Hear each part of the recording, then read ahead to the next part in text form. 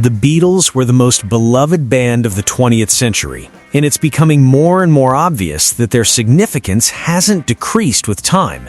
If anything, their appeal has been enhanced by the distance from their initial era. The Fab Four continue to amass incredible streaming numbers in a music industry governed by algorithms, short attention spans, and ever-evolving trends. Many of the younger listeners were born decades after the band's breakup. The Beatles are neither artifacts nor tasks from music history courses.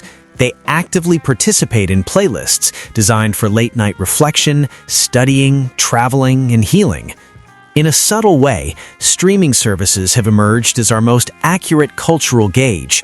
They just measure what people choose to listen to repeatedly. They don't rely on nostalgic box sets or anniversary reissues.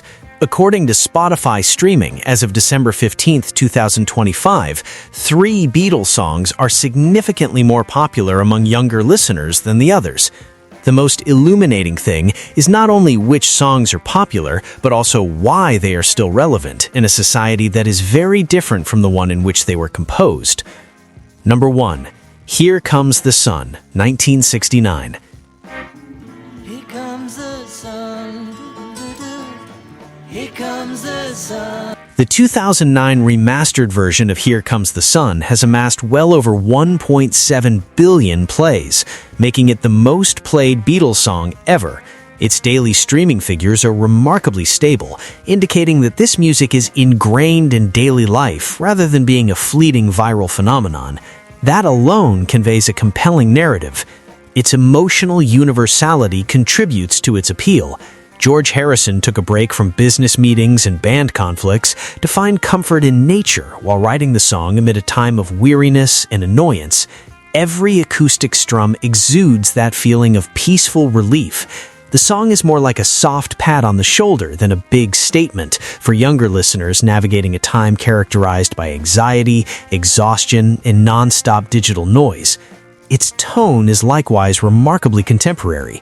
Here Comes the Sun is surprisingly genuine in contrast to the Beatles' more overtly sentimental or wordplay-heavy tunes. It reassures rather than tries to impress.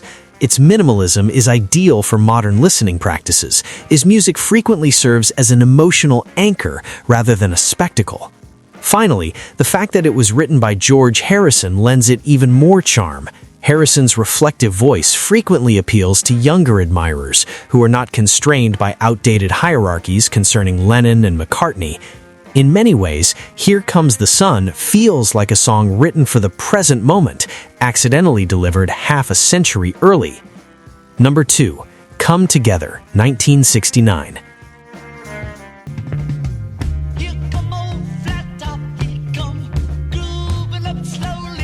Come Together, which is easily the second most streamed Beatles song, has a completely different vibe.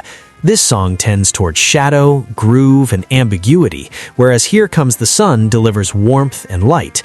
Its enduring popularity among younger listeners makes perfect sense once you consider how contemporary ears respond to rhythm and attitude. Built on a swampy bass line, minimalistic drumming, and Lennon's murky vocal delivery, Come Together feels closer in spirit to modern hip-hop and alternative rock than to 1960s pop.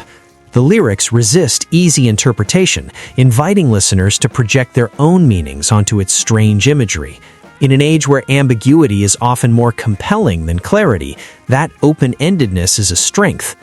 The song's cultural afterlife also plays a role. Decades of covers, samples, and cinematic placements have kept it circulating through popular culture.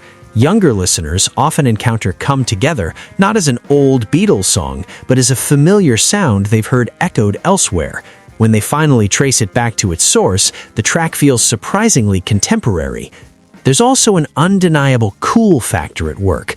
Come Together doesn't plead for affection or wisdom, it swaggers. For younger audiences who value authenticity and edge, the song's laid-back menace and refusal to explain itself make it endlessly replayable. Number 3. Let It Be, 1970. When I find myself in times of trouble, Mother Mary comes to me. That Let It Be remains among the most streamed Beatles songs should surprise absolutely no one, yet its continued rise during moments of global uncertainty, most notably in 2020 and again in 2024, reveals why it holds such deep significance for younger listeners today. At its core, Let It Be functions as a secular hymn. Paul McCartney's melody is simple, almost skeletal, allowing its message to take center stage. The song doesn't offer solutions or calls to action. Instead, it encourages acceptance, patience, and inner peace. In a culture that often demands constant self-improvement and reaction, that message feels quietly radical. For younger generations navigating social pressure, economic instability, and a relentless news cycle, Let It Be provides emotional permission to pause. Its gospel-inflected structure and gradual build mirror the way many people use music therapeutically as a space to process rather than escape. Importantly, the lack of irony works in its favor. In an era saturated with self-awareness and detachment, its sincerity feels refreshing rather than dated. Let It Be doesn't wink at the listener, it trusts them. That trust is likely why so many keep returning to it, especially during moments of personal or collective strain. Taken together, these three songs show a lot about how younger listeners interact with the Beatles today. They're not just drawn to chart-topping songs or historical significance. Instead, they prefer songs that are emotionally functional, tracks that comfort, challenge, or keep them grounded in a chaotic world. The streaming figures indicate that the Beatles' legacy is not fixed in time. It's alive, evolving, and being discreetly reinterpreted by a generation that finds its own mirror in music made before they were born.